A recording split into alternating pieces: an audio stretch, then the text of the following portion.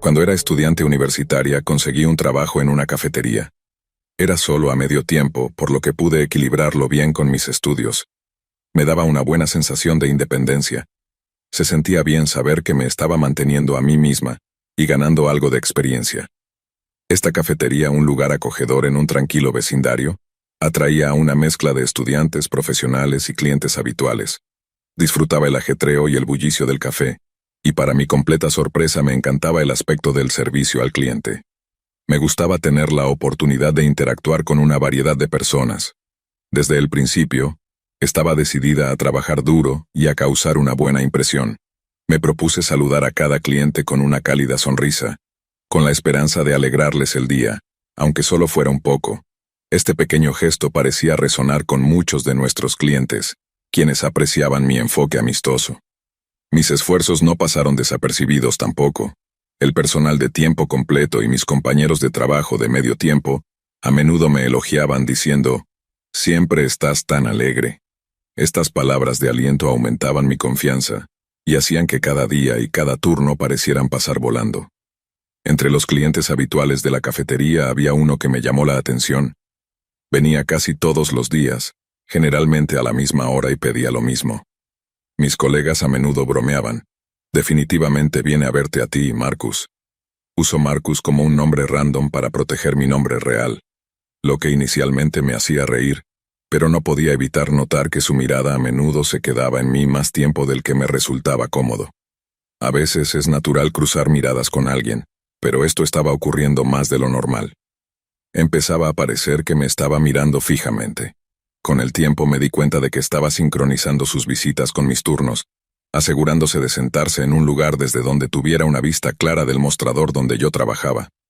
A pesar de estas observaciones, opté por mantenerme profesional y seguí tratándolo como a cualquier otro cliente. Realmente no sabía qué otras opciones tenía. Un día, mientras estaba ocupada detrás del mostrador, este cliente habitual se me acercó y me entregó un pequeño pedazo de papel.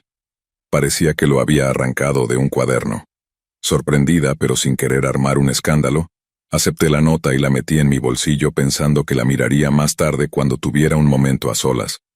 Cuando finalmente tuve un rato para mí, desdoblé el trozo de papel y me quedé impactada al ver que en él estaba escrita una dirección y un número de teléfono.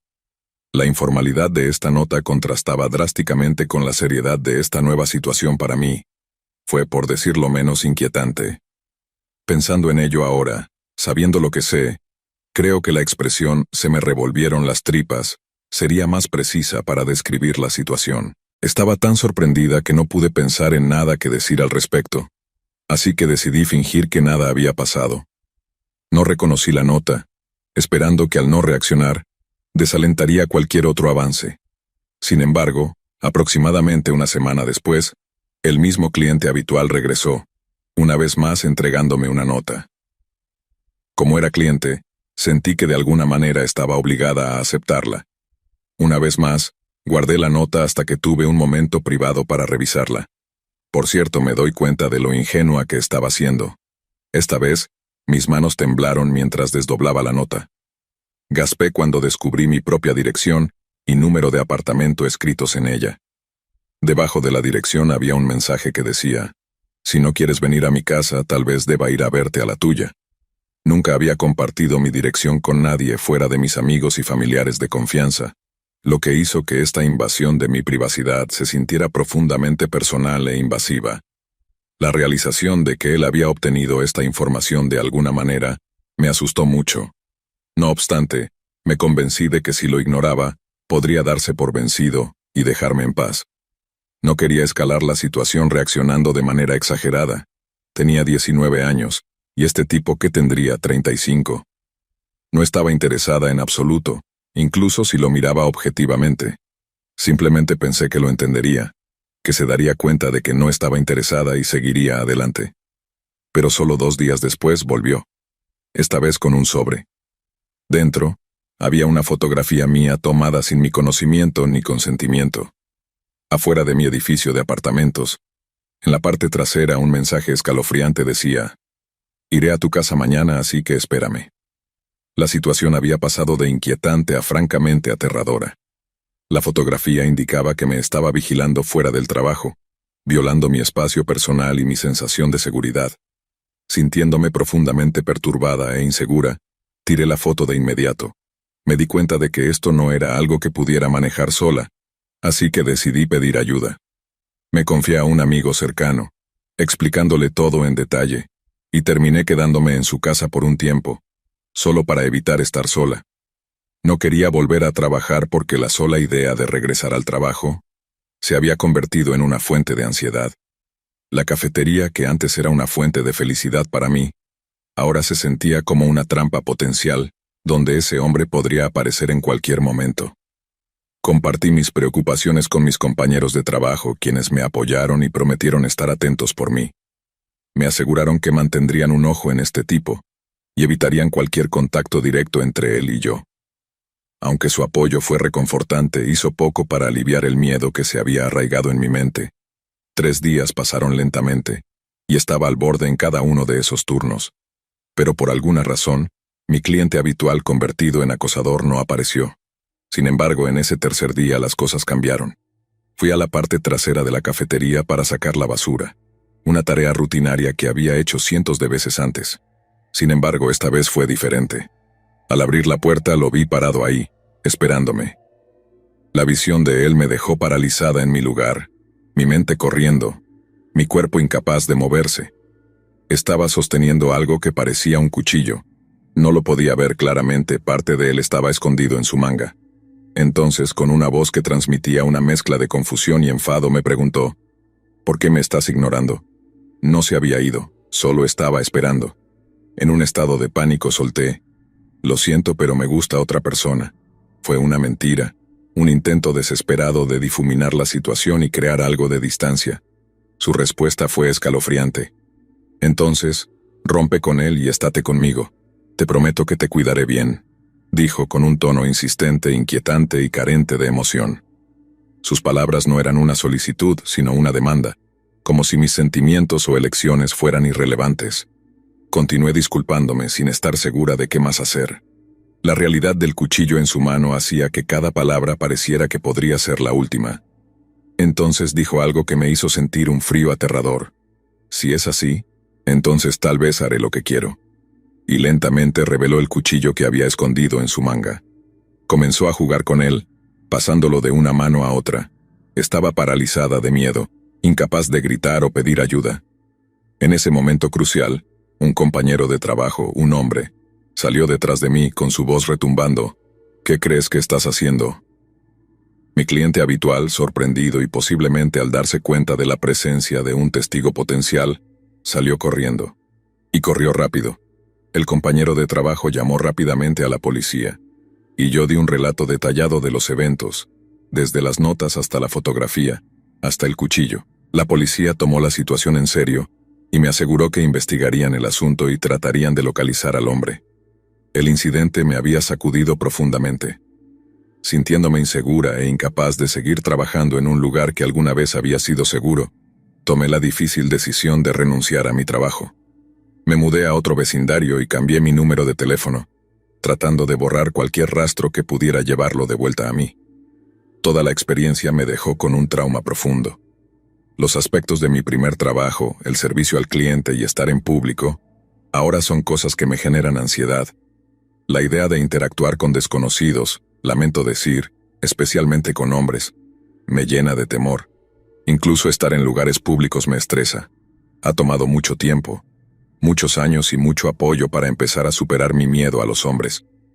Y aunque ahora vivo una vida relativamente normal, no puedo decir que me haya recuperado completamente. Esta experiencia ha dejado una marca oscura en mi psique. Siempre que escucho en las noticias sobre un acosador violento o un crimen similar, un escalofrío recorre mi cuerpo pensando en cómo podrían haber salido las cosas para mí. El recuerdo de esto sirve como un recordatorio claro de los peligros que pueden acechar en interacciones aparentemente mundanas y de la importancia de tomar en serio las amenazas, por muy inofensivas que parezcan al principio.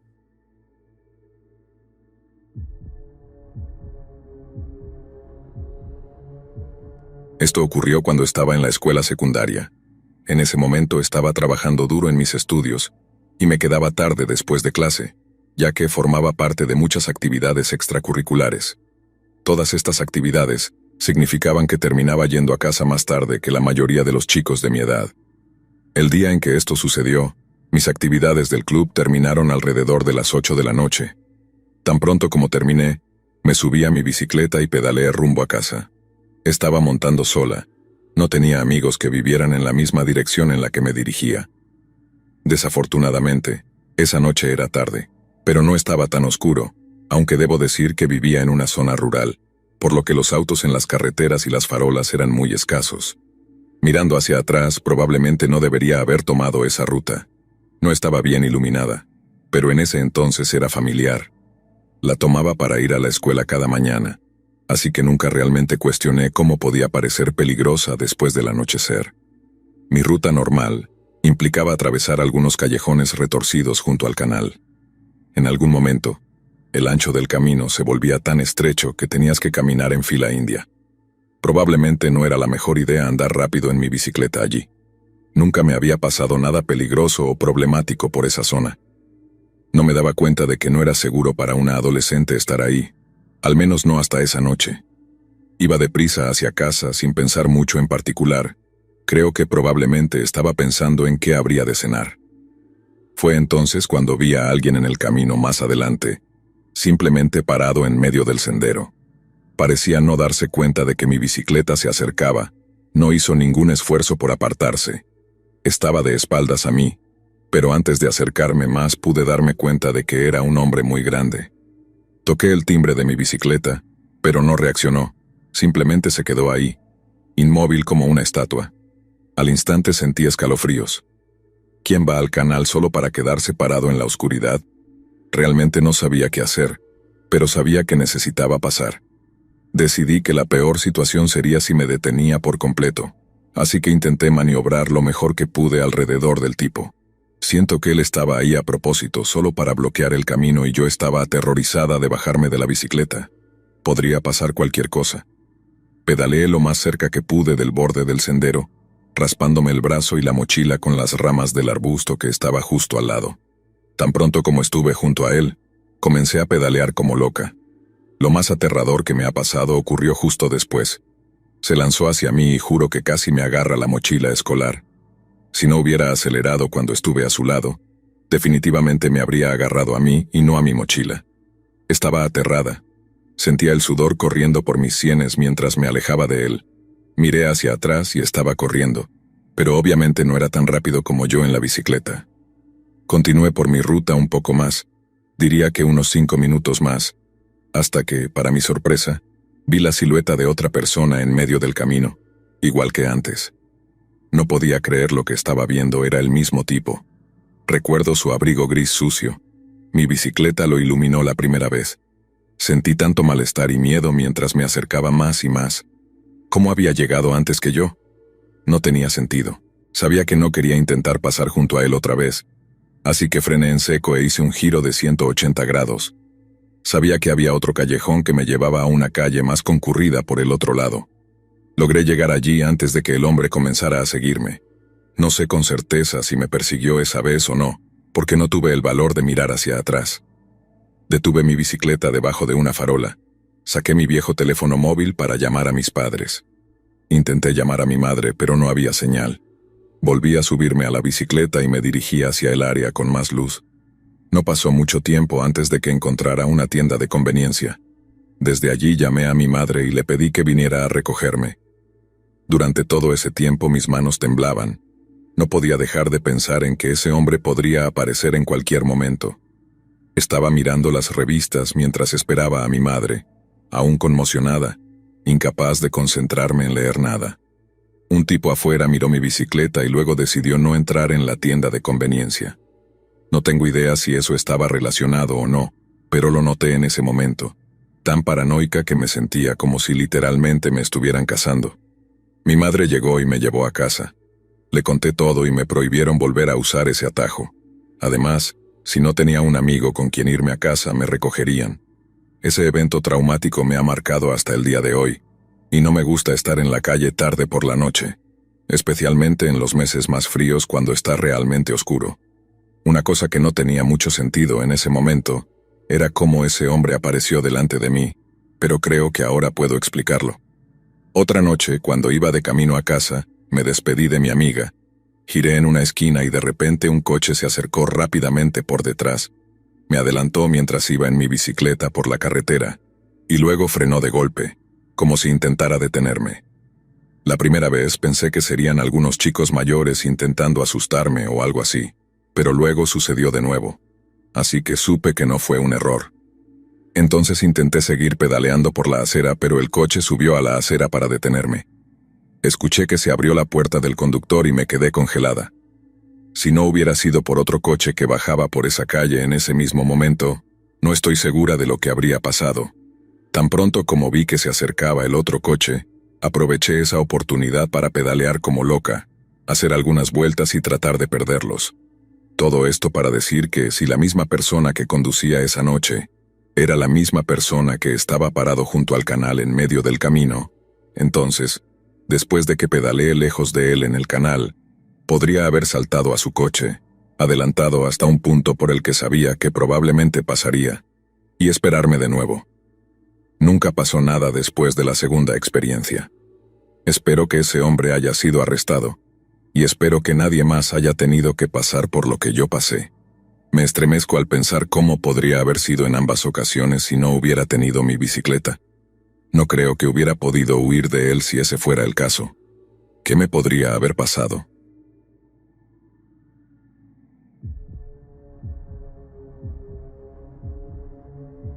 Sé que es una pregunta rara, pero creo que este es un buen lugar para hacerla. ¿Alguien se ha encontrado con un payaso a altas horas de la noche? Mis padres sí, en los años 90, aquí en Japón, y el recuerdo acaba de volver a mí. Es una historia realmente espeluznante para mí. Todo comenzó en una noche como cualquier otra, o al menos eso pensaban mis padres. A menudo salían a hacer karaoke en ocasiones especiales, o simplemente los viernes, disfrutando de la música y escapando de la rutina diaria. Esa noche en particular no era diferente, o al menos eso parecía. Regresaron a casa alrededor de las 2 de la madrugada, lo cual era bastante normal para ellos, ya que eran jóvenes cuando esto sucedió. Solíamos vivir en un gran edificio de apartamentos, en el 5º piso, al final de un largo pasillo. Nuestro apartamento era el último, escondido lejos del ascensor y las escaleras. Regresaban a casa como cualquier otra noche, pero se toparon con algo que los dejó completamente asombrados. Justo una puerta antes de nuestro apartamento vivía una familia conocida por su amor por un cierto parque temático mágico. Estaban de viaje, dejando su apartamento oscuro y silencioso. Mientras mis padres pasaban por su puerta, se sobresaltaron al ver a un payaso parado frente a ella. Un payaso con el disfraz completo, la cara pintada de blanco con rasgos exagerados y vestido con un traje de payaso colorido. Que el payaso estuviera allí y cómo se veía era tan impactante, tan fuera de lugar, que mis padres solo pudieron reaccionar instintivamente. «Buenas noches», lograron decir, con las voces temblorosas de nerviosismo. Dijeron que el payaso no habló, pero respondió con un asentimiento silencioso, un gesto que parecía a la vez educado y realmente inquietante. Mi madre describió más tarde la apariencia del payaso como un poco parecida a Pippi Calzas Largas, de la antigua película musical, inocente pero perturbador fuera de contexto, en un tranquilo pasillo residencial en plena noche. Mis padres pasaron rápidamente junto a él y entraron apresurados en su apartamento, cerrando la puerta con llave de inmediato, con sus mentes corriendo. Se preguntaron en voz alta, ¿qué fue eso? Swing, pero ninguno de los dos tenía respuestas. Estaban demasiado asustados como para preguntar a los vecinos. No sabían si era un amigo o un completo desconocido. Este encuentro fue lo suficientemente extraño, pero como te habrás imaginado, esta no es la primera vez que comparto esta historia. Es una de esas historias que se cuentan en las fiestas, ¿sabes? La he compartido con algunas personas a lo largo de los años, y me sorprendí una noche cuando alguien dijo que había experimentado algo similar. Compartí esta historia durante una charla sobre experiencias espeluznantes en una reunión de mi antiguo trabajo. Para mi sorpresa, mi jefe reveló un encuentro igualmente escalofriante.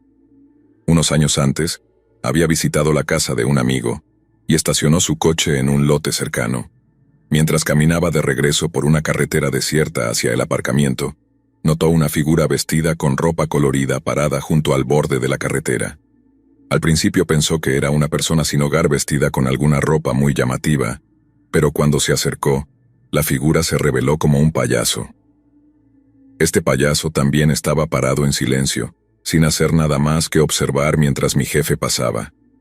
Él asintió, un gesto que el payaso devolvió de manera lenta y deliberada. El encuentro lo dejó profundamente inquieto, como si hubiera entrado en una escena de una película de terror. Estos inquietantes encuentros me recordaron la ola de avistamientos de payasos en América hace unos años. En 2016, llegaron informes de varios estados sobre payasos que aparecían en lugares extraños, bosques, calles e incluso cerca de escuelas. A menudo se describía a estos payasos como comportándose de manera amenazante, a veces observando en silencio a los transeúntes, otras veces intentando atraer a los niños hacia el bosque. El fenómeno desató un temor generalizado y fascinación, convirtiéndose en una especie de leyenda urbana moderna. Tanto la experiencia de mis padres como la de mi jefe ocurrieron en la región de Tohoku, Japón, en los años 90, lo que me lleva a preguntarme si hay otros avistamientos reportados de lo que me gusta llamar payasos nocturnos. ¿Es esto un fenómeno local o hay otros por ahí que se han encontrado con estas figuras silenciosas y perturbadoras en plena noche? La idea de que esto pudiera ser algo más extendido me pone los pelos de punta. En ambas historias los payasos fueron saludados y devolvieron los gestos, pero queda una pregunta escalofriante. ¿Qué habría pasado si no hubieran reconocido a los payasos? En algunas leyendas urbanas, reconocer o interactuar con lo sobrenatural es lo que invita al peligro. ¿Qué horrores silenciosos se esconden detrás de esas sonrisas pintadas, esperando el momento adecuado para salir de las sombras? El solo pensarlo es suficiente para mantener a cualquiera despierto por la noche, preguntándose si, en algún lugar, un payaso los está esperando en la oscuridad, listo para aparecer cuando menos se lo esperen. Estos payasos, ¿eran una creación de una imaginación colectiva o algo más siniestro? Dejan una huella en aquellos que se cruzan con ellos, recordándonos que a veces, las cosas más aterradoras no son criaturas del folclore, sino los sucesos inexplicables que ocurren en nuestro propio mundo, aparentemente seguro y familiar.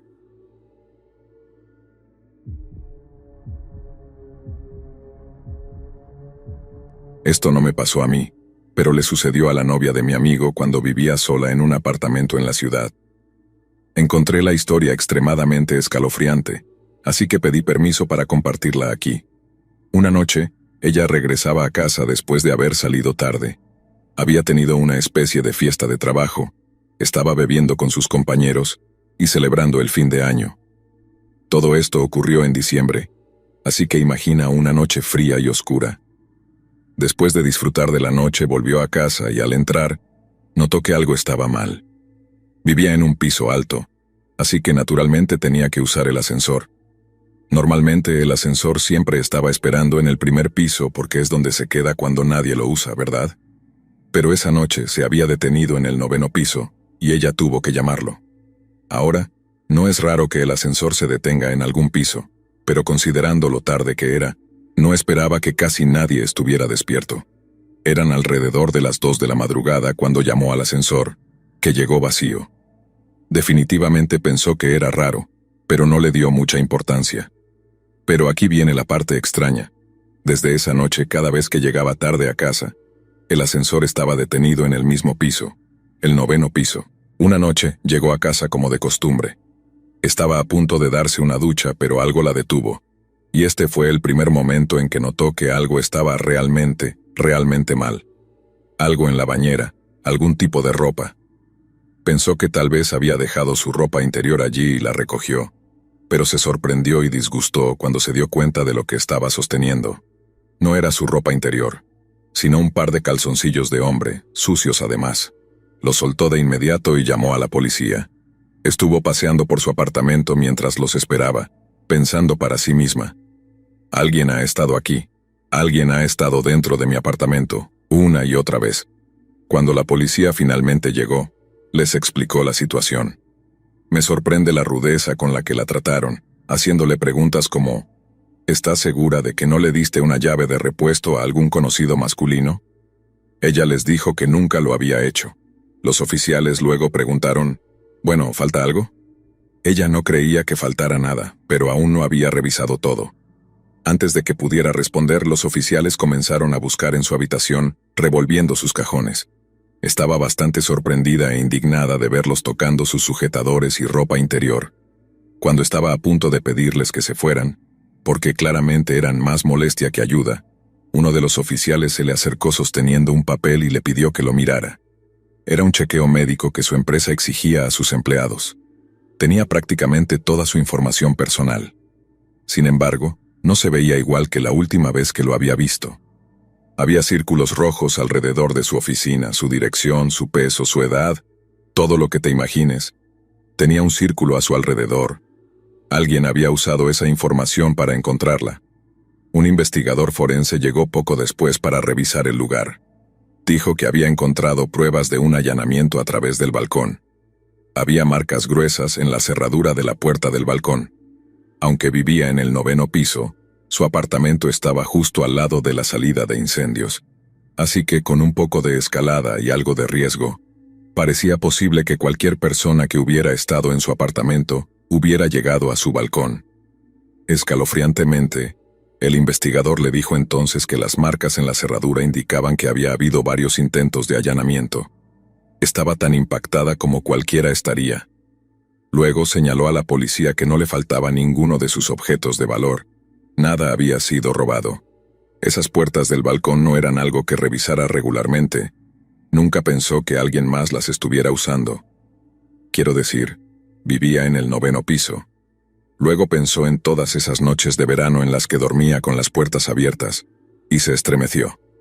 El investigador entonces le dijo, «Señorita, si no falta nada valioso, eso me dice que quien haya estado allanando no ha estado interesado en robar nada. Parece estar interesado en usted».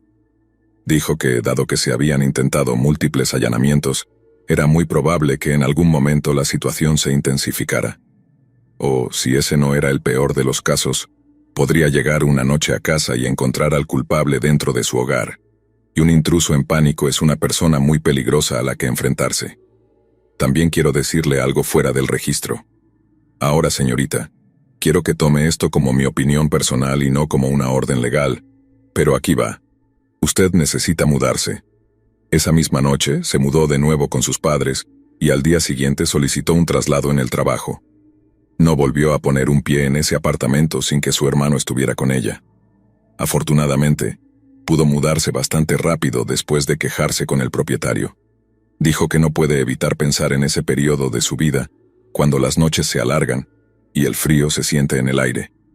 Cuando nos contó esto a un par de amigos y a mí, preguntó en voz alta, «Me pregunto cuáles eran realmente las intenciones del intruso, y si alguna vez llegué a casa y él estaba en el apartamento al mismo tiempo que yo. Siempre cierren sus puertas con llave».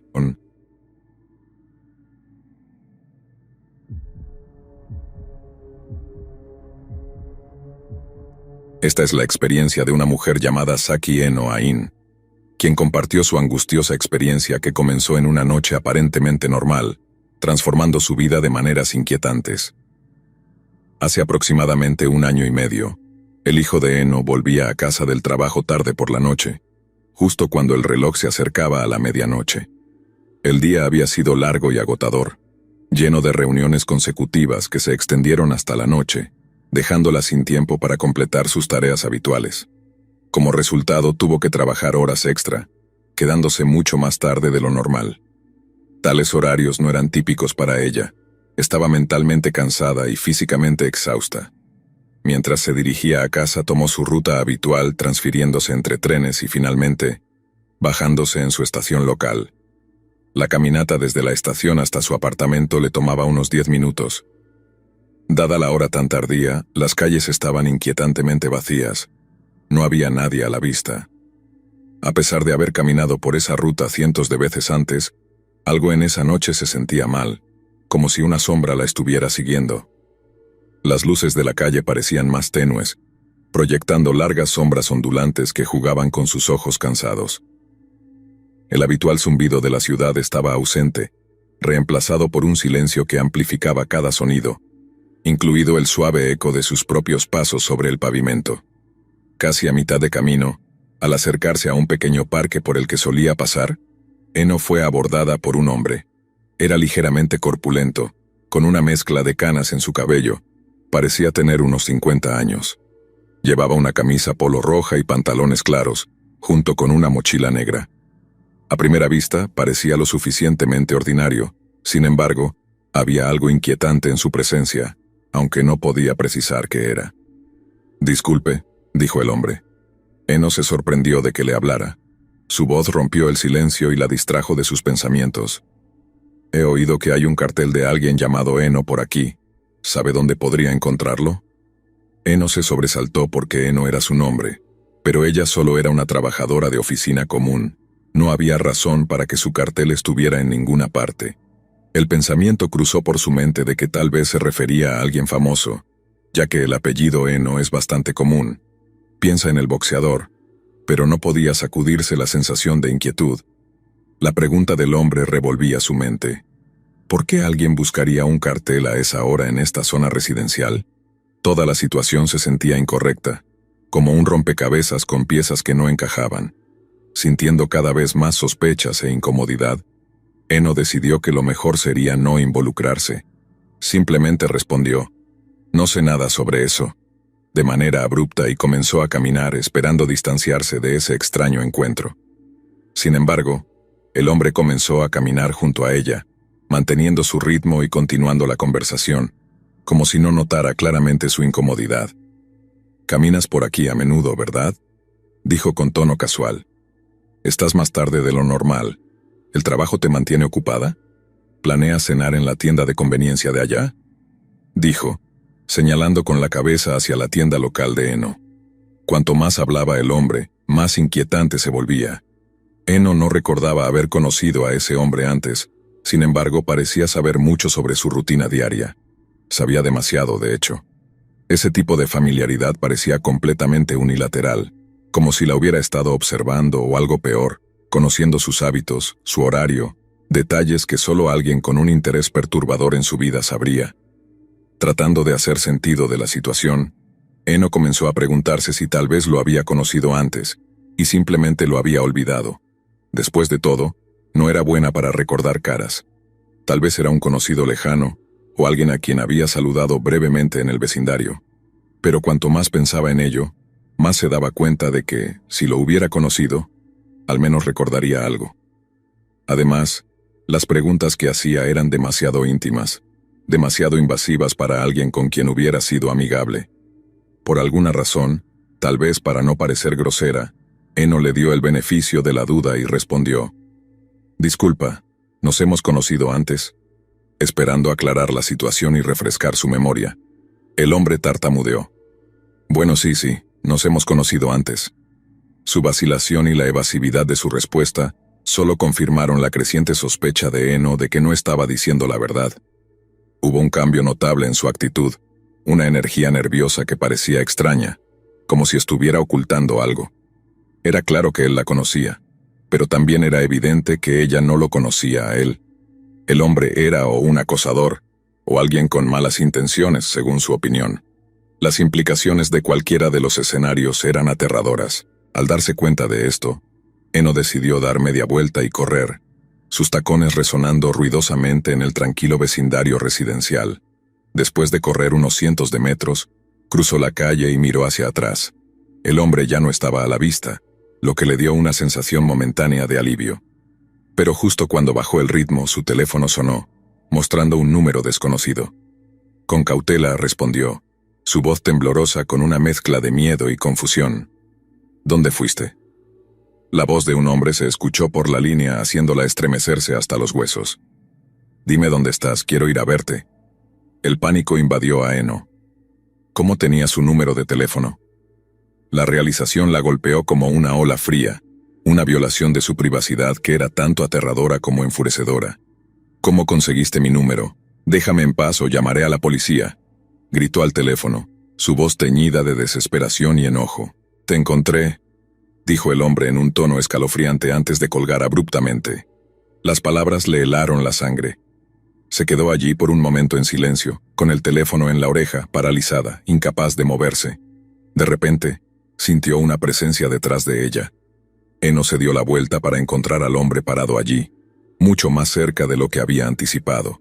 La agarró, su agarre fuerte e implacable. Comenzó a estrangularla, empujándola hacia el suelo. El asalto fue rápido y brutal, tomándola completamente por sorpresa. «Cállate o te mataré», susurró el hombre, su rostro contorsionado por una mezcla de rabia y algo más insidioso. «Es tu culpa por no tratarme adecuadamente». Incapaz de respirar, la visión de Eno comenzó a nublarse. Su boca se llenó de saliva o tal vez sangre, haciéndole difícil tragar. La presión sobre su garganta era implacable, cortando su suministro de aire y enviando olas de pánico por todo su cuerpo. Luchó, sus manos arañando los brazos del hombre, pero su fuerza se estaba agotando, reemplazada por una fría oscuridad que se iba extendiendo. En un desesperado intento por escapar, le dio patadas en el estómago 2 o 3 veces, sus piernas agitándose con lo poco de fuerza que le quedaba. El hombre tambaleó.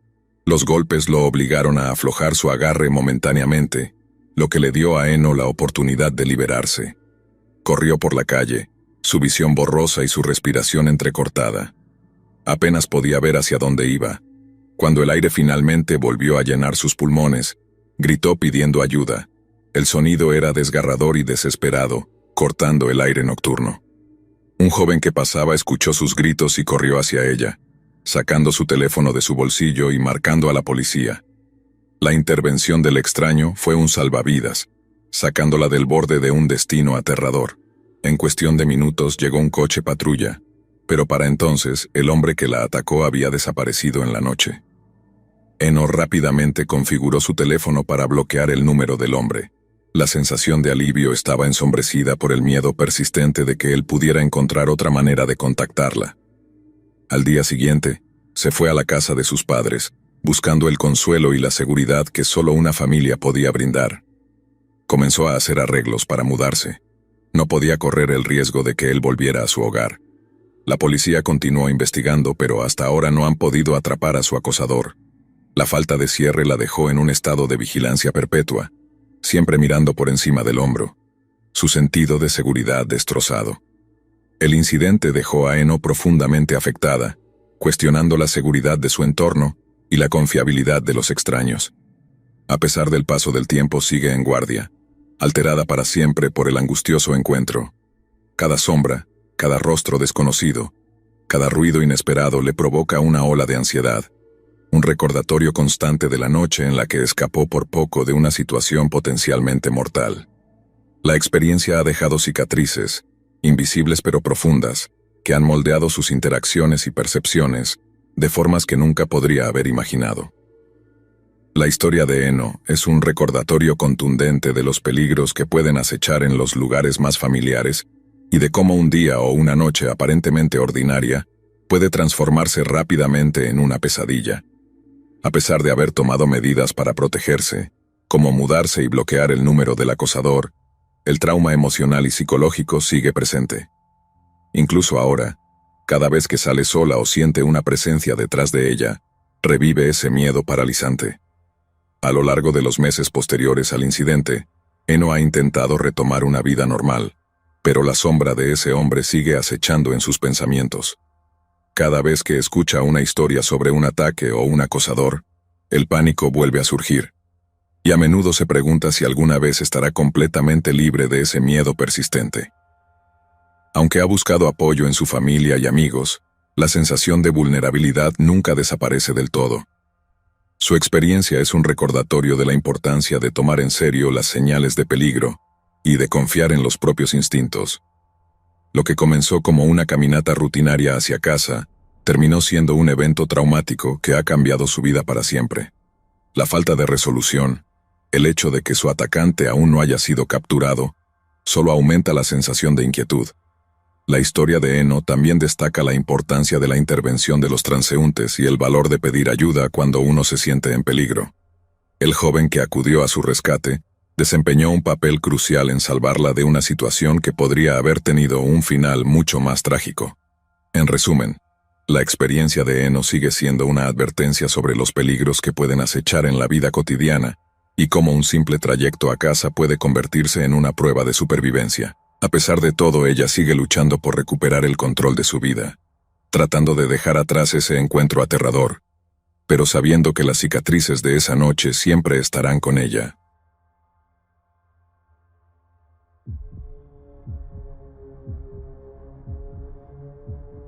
Me mudé a un nuevo pueblo hace aproximadamente 2 semanas. Está a unas 4 horas de donde vivía antes.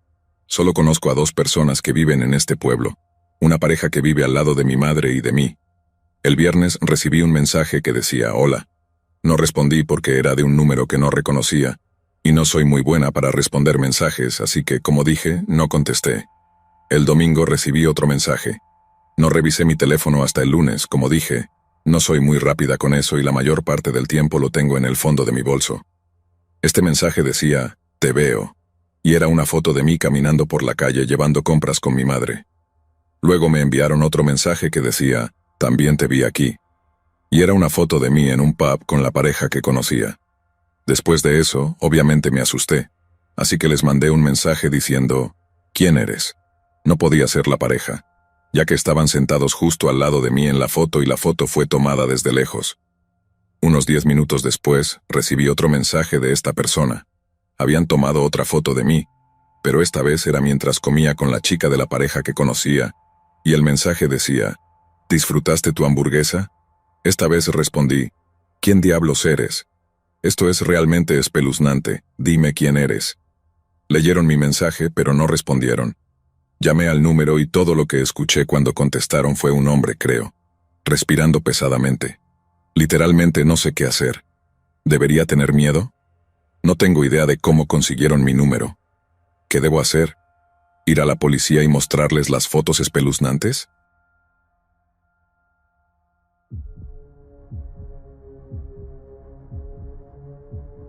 La casa de mis padres es modesta, pero agradable para el área en la que está en el norte de Inglaterra.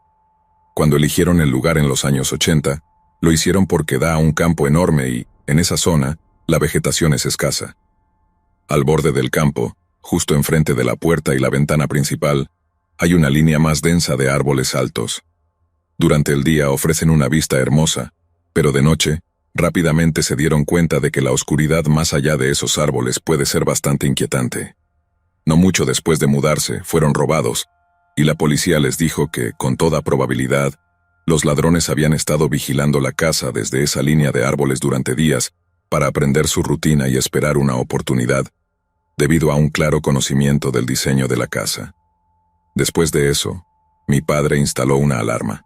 En los primeros años de los 2000, instaló cámaras de seguridad y una luz activada por sensores de movimiento después de una serie de robos en la zona y algunos problemas con un grupo de chicos locales. La cámara del frente captura su pequeño jardín, que también incluye los escalones que llevan a la calle y una parte decente de la calle más allá.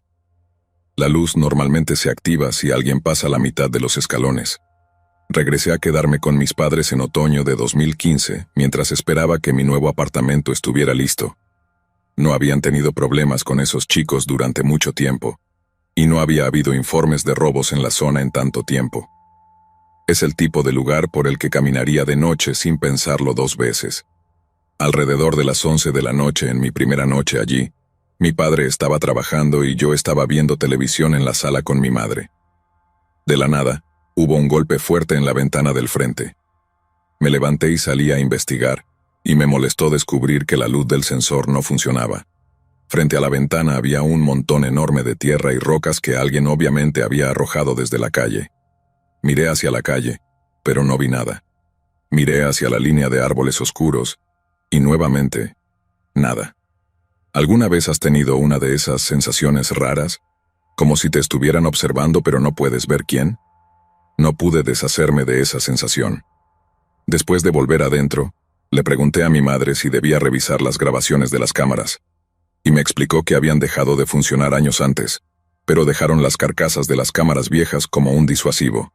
Inteligente, pensé, pero no tan útil en este tipo de situación y, obviamente, no estaban disuadiendo mucho. También me explicó que habían apagado la luz del sensor porque los gatos locales solían activarla toda la noche, y aunque no se notaba desde la sala debido a las luces interiores, No era tan divertido desde los cuartos de arriba cuando se encendía cada 10 minutos mientras intentabas dormir. Al día siguiente, mi padre decidió que era hora de reemplazar la cámara, por si algo volvía a suceder. Optó por una con infrarrojos para que pudieras ver bien el jardín y la calle por la noche. La instaló, la conectó a un DVR y la puso a funcionar desde esa noche en adelante. Era diminuta, apenas visible desde la calle, y estaba en el otro lado de la casa, lejos de la enorme y obvia carcasa de la cámara vieja. Esa misma noche, alrededor de las 11 de la noche, hubo otro golpe fuerte en la ventana del frente. Esta vez, mi padre y yo salimos a investigar. De nuevo no había nada excepto una pila de macetas rotas, rocas y tierra que habían sido hechas bolita y arrojadas.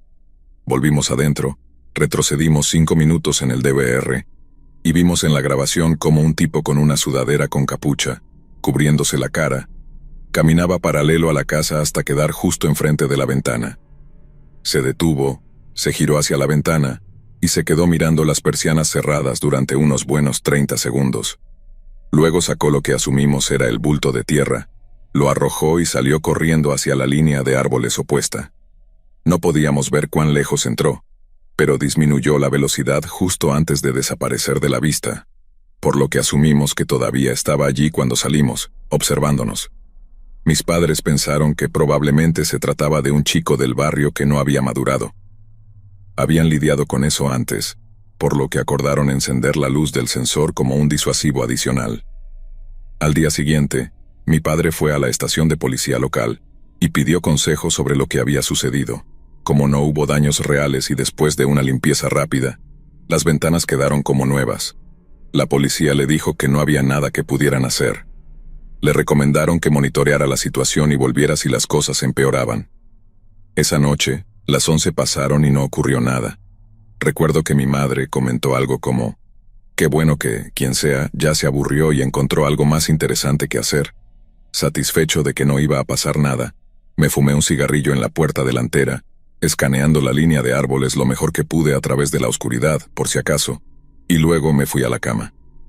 A la mañana siguiente me desperté y miré por la ventana del cuarto hacia el jardín delantero. La puerta que daba a los escalones estaba abierta de par en par, y no podía recordar si lo había estado la noche anterior. Mi madre estaba obsesionada con que la puerta permaneciera cerrada y siempre se quejaba de que el cartero la dejaba abierta, así que supuse que había sido él. Cuando bajé no había correo en el felpudo. Esto no era exactamente una prueba contundente, pero me impulsó a revisar el DVR. Retrocedí unas horas, y la puerta estuvo abierta todo el tiempo, pero no se vio al cartero ni a nadie más. Seguí retrocediendo. Las 4 de la mañana, las 2, medianoche, abierta todo el tiempo. Retrocedí hasta las 11 de la noche del día anterior, cuando vi un movimiento rápido en la grabación. Reproduje desde las 11. La puerta estaba cerrada. Alrededor de las 11:15 aparecieron unos faros al doblar la esquina, y una gran furgoneta blanca entró lentamente en el campo de visión. Se detuvo justo frente a la casa. Un tipo con una sudadera salió del lado del conductor. Se bajó lentamente de la furgoneta, manteniendo la capucha sobre su rostro para ocultarse. Alcanzó el asiento del pasajero y sacó una bolsa pesada, que dejó caer con cuidado al suelo debido a su peso. Cerró la puerta de la furgoneta suavemente y caminó hacia la puerta delantera de la casa. Con movimientos cautelosos, levantó la puerta del jardín de su cierre y la abrió con cuidado, asegurándose de que no golpeara nada y no hiciera ruido. Dio unos pasos más hacia la casa, deteniéndose de vez en cuando para mirar a su alrededor y asegurarse de que no había nadie que pudiera verlo. Finalmente, cuando estaba a mitad de los escalones que conducían a la puerta principal, la luz del sensor se encendió, iluminando el jardín y la entrada. El tipo se quedó congelado, claramente sorprendido por la luz. Era obvio que no esperaba que la luz se encendiera. Miró hacia la bolsa en su mano dudando por un momento, y luego levantó la cabeza para mirar directamente a la cámara. La combinación del ángulo de la luz del sensor y la cámara me permitió ver claramente la mitad inferior de su rostro. Lo que me impactó fue la gran sonrisa que se extendía por su cara, como si todo el asunto le divirtiera de alguna manera. Después de quedarse allí un momento, dio media vuelta, subió de nuevo los escalones y regresó a la furgoneta. Abrió la puerta, se subió y cerró la puerta, pero no se fue de inmediato. En lugar de eso, encendió las luces y retrocedió lentamente hasta el final de la calle, donde apagó el motor y se quedó esperando, fuera de nuestra vista directa, pero aún visible en la grabación. Aquí es cuando se me heló la sangre al recordar la secuencia de eventos de la noche anterior. Mientras él estaba esperando en la furgoneta, salí a la puerta principal a fumar un cigarrillo. Pude verme a mí mismo en la grabación, escaneando la línea de árboles, completamente ajeno al hecho de que, a unos 50 metros a mi izquierda, ese tipo estaba sentado en su furgoneta, observándome en la oscuridad. Después de unos minutos, apagué el cigarrillo y volví a entrar. Poco después, los faros de la furgoneta se encendieron de nuevo, y lentamente comenzó a avanzar por la calle. La furgoneta se detuvo justo frente a la casa por unos segundos más, y luego finalmente se alejó. Comprensiblemente, me quedé helado al ver todo esto. Inmediatamente fui a contarles a mis padres lo que había visto. Le pedí a mi padre que regresara a la policía y les mostrara las nuevas imágenes, porque ahora claramente teníamos un caso de un intruso en nuestra propiedad. Lo hizo al día siguiente, pero la respuesta de la policía fue que probablemente solo era alguien buscando direcciones, y como en ningún momento las placas de la furgoneta eran visibles de manera clara debido a los faros, dijeron que sería una pérdida de tiempo intentar investigar más. Ni siquiera quisieron ver las imágenes del DVR. Estábamos comprensiblemente molestos por la respuesta, pero no teníamos más opciones que vigilar las grabaciones en caso de que el tipo regresara. Sin embargo, durante las semanas siguientes que estuve en la casa, nuestro visitante nocturno nunca volvió. No tengo idea de lo que quería, por qué estaba observando la casa o probando nuestras reacciones.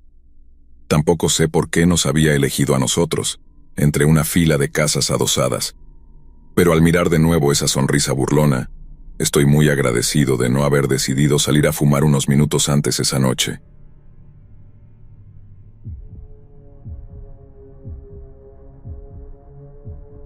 No voy a dar nombres por la seguridad mía y de mi familia.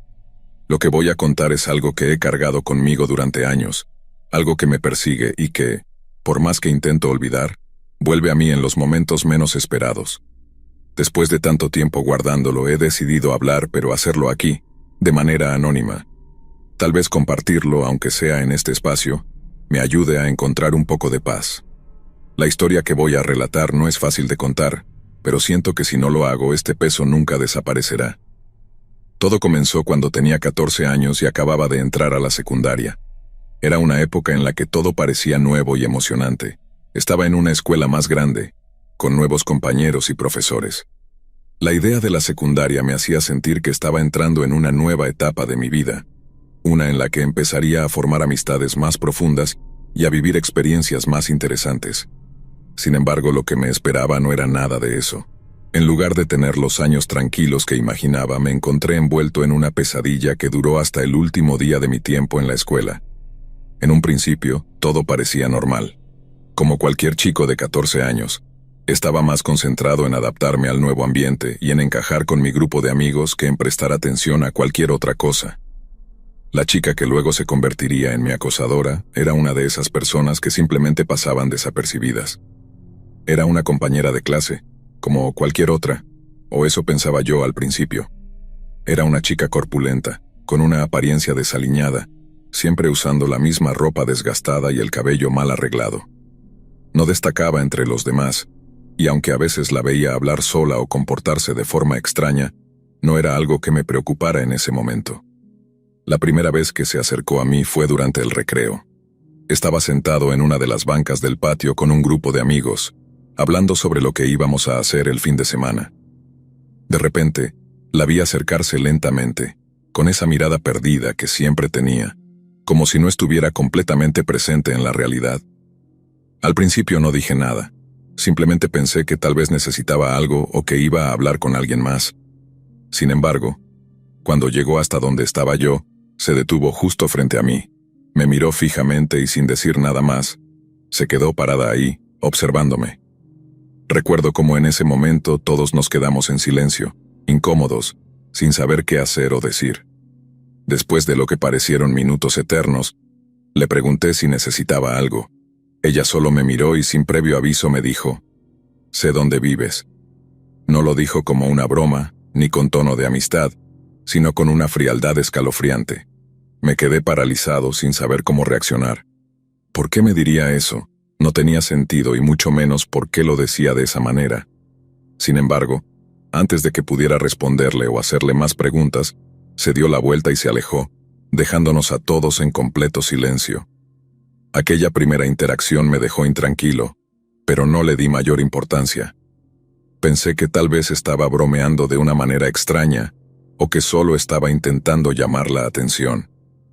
Pero conforme pasaron los días, las cosas empezaron a cambiar.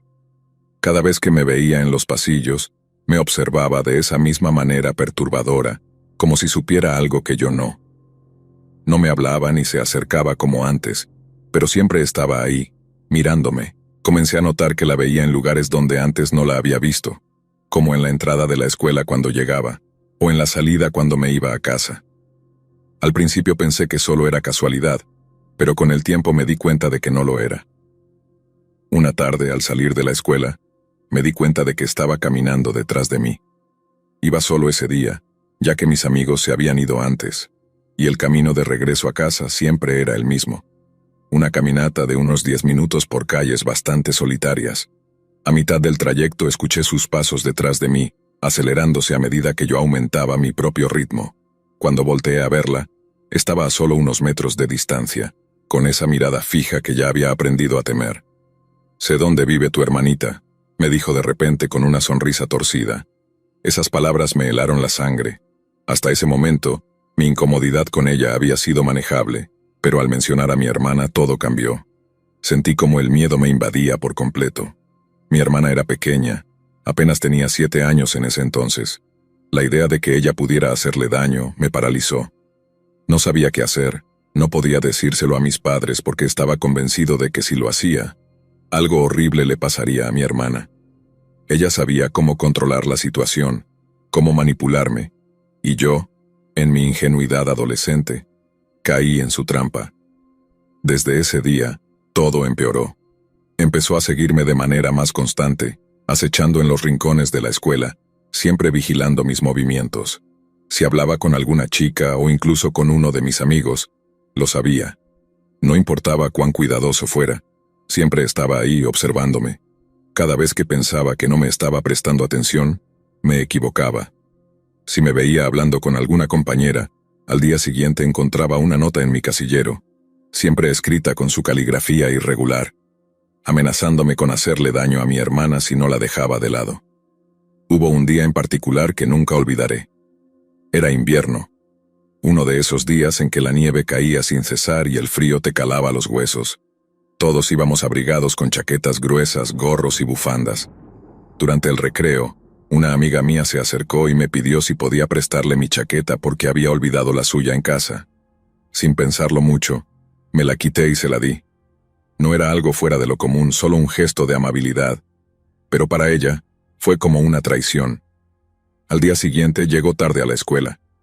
No pensé mucho en eso, pero luego durante el segundo recreo nos llamaron a todos al gimnasio.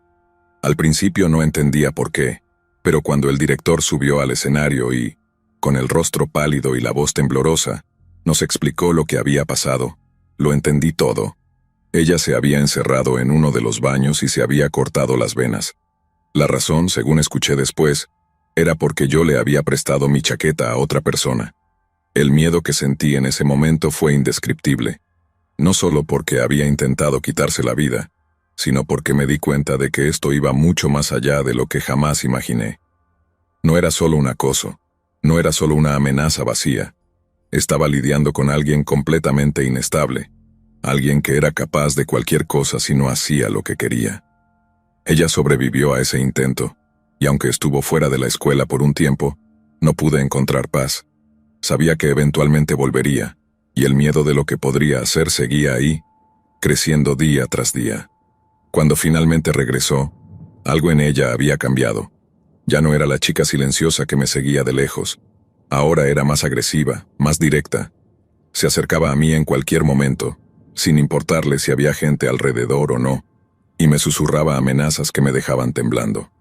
Hablaba de mi hermana, de mis padres, de todo lo que sabía sobre mí, y cada vez que lo hacía, Sentía como si una mano fría me apretara el corazón.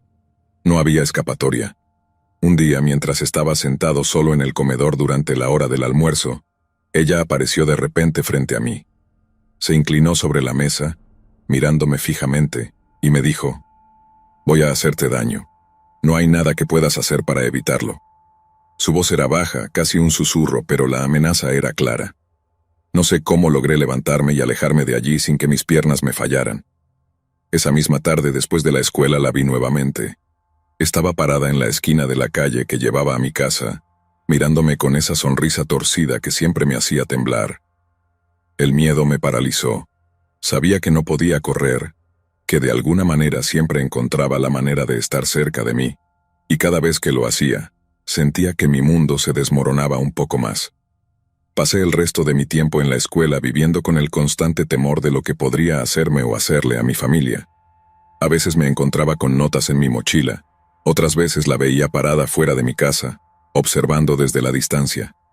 Nunca me atreví a decirle a nadie lo que estaba pasando. El miedo a que cumpliera sus amenazas me mantenía en silencio. Cuando finalmente terminó la secundaria, pensé que al fin podría dejar todo eso atrás. Pero no fue así. Me enteré hace poco que ella había sido internada en un hospital psiquiátrico. Saberlo fue como un alivio y un golpe al mismo tiempo. Durante años, había cargado con el peso de ese miedo, viviendo con la constante paranoia de que, en cualquier momento, ella podría aparecer nuevamente y cumplir con las amenazas que había lanzado durante tanto tiempo. Aún así, el saber que estaba confinada, bajo vigilancia, no hizo que el miedo desapareciera por completo. Era como si su sombra aún estuviera allí, persiguiéndome. Pero déjame retroceder un poco, porque los momentos que viví en esos últimos años de secundaria fueron verdaderamente insoportables. Y creo que es importante que lo cuente todo para que entiendas por qué esto me ha dejado tan marcado. Después de que intentó suicidarse y volvió a la escuela, pensé que las cosas no podían ponerse peor. Me equivoqué. Comenzó a actuar de una manera más descarada, casi desquiciada. Recuerdo un día en particular en el que estaba saliendo de la escuela tarde, después de una clase extra. El cielo estaba ya oscuro, y la nieve crujía bajo mis pies mientras caminaba solo hacia mi casa. Tenía esa sensación constante de que alguien me estaba observando, pero intenté sacármelo de la cabeza. Sin embargo, no podía dejar de pensar en las veces que la había visto acechando desde las esquinas mirándome sin parpadear. Fue entonces cuando lo sentí, unos pasos rápidos detrás de mí. Mi corazón se aceleró, y en lugar de voltear decidí acelerar mi propio paso. Quería llegar a casa lo antes posible, entrar y cerrar la puerta con llave detrás de mí. Pero los pasos se acercaban cada vez más, como si quien fuera que estuviera detrás de mí supiera que estaba intentando escapar. Finalmente no pude más. Me detuve, con el corazón en la garganta, y me giré bruscamente. Ahí estaba ella, con esa misma sonrisa torcida, esa mirada penetrante que parecía atravesarme el alma. No dijo nada al principio, solo se quedó ahí mirándome. El silencio entre nosotros era sofocante, como si el aire mismo se hubiera vuelto pesado. Finalmente, después de lo que parecieron minutos eternos, abrió la boca para hablar. «Sabes que no puedes escapar de mí, ¿verdad?», dijo en un tono bajo, casi hipnótico. «Siempre voy a saber dónde estás, y también sé dónde está tu hermana». Sentí que mis piernas se volvían de gelatina. El terror me invadía, pero traté de mantener la compostura. Traté de actuar como si no me importara, como si sus palabras no me afectaran, pero por dentro estaba temblando. Ella lo sabía. Podía verlo en la forma en que su sonrisa se ensanchaba, en cómo sus ojos brillaban con una mezcla de satisfacción y locura. «Déjame en paz», logré decir, aunque mi voz apenas salió en un susurro. No contestó. En cambio, dio un paso hacia adelante, reduciendo la distancia entre nosotros. Pude sentir su respiración en el aire frío de la noche. No me atreví a moverme, a hacer nada que pudiera provocarla. El miedo a lo que pudiera hacer, no solo a mí, sino a mi familia, me mantenía paralizado. «No hasta que aprendas a respetarme», murmuró su tono lleno de veneno. Después de lo que pareció una eternidad, dio media vuelta y se alejó, caminando lentamente hacia la oscuridad, como si supiera que su simple presencia había logrado lo que quería: aterrorizarme hasta el alma. Los días siguientes fueron una tortura. No podía dormir bien, no podía concentrarme en las clases, y cada vez que escuchaba algún sonido extraño en los pasillos, pensaba que era ella siguiéndome. Mis notas empezaron a bajar y mis padres notaron que algo no estaba bien conmigo. Pero, ¿cómo podía contarles? ¿Cómo podía explicarles que había alguien en mi escuela que me estaba amenazando de maneras que no podían entender?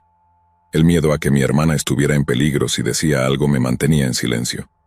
En una ocasión mis padres se fueron de viaje durante el fin de semana y me dejaron al cuidado de mi hermana. Yo estaba a cargo de todo, de la casa, de hacerle la cena, de asegurarme de que todo estuviera en orden. Esa responsabilidad que normalmente no me habría importado, me hizo sentir una presión insoportable debido a todo lo que estaba sucediendo. Sabía que, si algo salía mal, ella podría estar al acecho. Recuerdo que esa noche me senté en el sofá, con mi hermana viendo televisión a mi lado, mientras miraba fijamente la puerta principal, asegurándome de que estuviera bien cerrada con llave. Cada pequeño crujido, cada sombra que pasaba por la ventana, me hacía pensar que estaba allí, lista para hacer algo terrible. Apenas dormí esa noche. Me quedé despierto hasta las 3 o 4 de la mañana asegurándome de que mi hermana estuviera segura.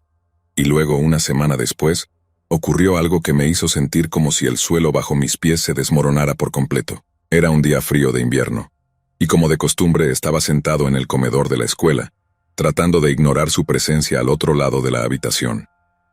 Estaba sola, como siempre, pero su mirada nunca me dejaba. Entonces, cuando me levanté para tirar mi bandeja de comida, la vi moverse. Caminaba directamente hacia mí. Mi corazón comenzó a latir más rápido mientras se acercaba, pero traté de mantener la calma. No quería que viera lo asustado que estaba. Sin embargo, cuando llegó hasta mí no pude evitar dar un paso hacia atrás, sintiendo cómo el pánico se apoderaba de mí. ¿Sabes lo que es sentirse impotente?, me preguntó, su voz suave pero llena de amenaza. Porque voy a asegurarte de que lo sientas. No esperé a escuchar nada más. Dejé caer mi bandeja y salí corriendo del comedor, sin mirar atrás. Corrí hasta el baño más cercano y me encerré en uno de los cubículos, con el corazón latiendo a 1000 por hora. Sabía que ya no podía seguir viviendo así, pero tampoco sabía cómo escapar de su control. El miedo a lo que pudiera hacerme, o peor aún, lo que pudiera hacerle a mi hermana, me mantenía atrapado en un ciclo de terror constante. Y así siguió. Día tras día, semana tras semana, viví con el miedo constante de que en cualquier momento ella podría cumplir con sus amenazas. No había lugar en la escuela donde me sintiera seguro. Incluso en casa, cuando estaba solo, sentía que sus ojos me observaban desde las sombras, esperando el momento perfecto para atacar. Pasaron los meses y finalmente llegamos al último año de secundaria. En ese momento, ya me había resignado a que el miedo y la ansiedad eran parte de mi vida diaria. Había aprendido a vivir con ellos, a ser cauteloso en cada momento, a no confiar en nadie. Pero entonces, algo inesperado sucedió. Un día, ella dejó de aparecer. Al principio pensé que simplemente estaba faltando a clases, como lo había hecho otras veces. Pero los días se convirtieron en semanas, y las semanas en meses. No volví a verla. Nadie sabía qué había pasado con ella, y nadie preguntaba. Para la mayoría de mis compañeros era como si nunca hubiera existido. Pero yo no podía olvidarla. El miedo seguía ahí, anidado en lo profundo de mi mente, esperando que en cualquier momento volviera. Fue solo hace unos meses que me enteré de lo que realmente había sucedido. Un viejo compañero de clase me contó que, después de varios episodios violentos, sus padres la habían internado en un hospital psiquiátrico. Estaba recibiendo tratamiento intensivo, y era probable que pasara varios años allí. Cuando escuché eso, sentí una mezcla de alivio y horror. Alivio porque sabía que, al fin, estaba en un lugar donde no podía hacerle daño a nadie más. Pero también horror porque comprendí hasta qué punto su inestabilidad mental había llegado, y lo cerca que estuve de convertirme en una de sus víctimas.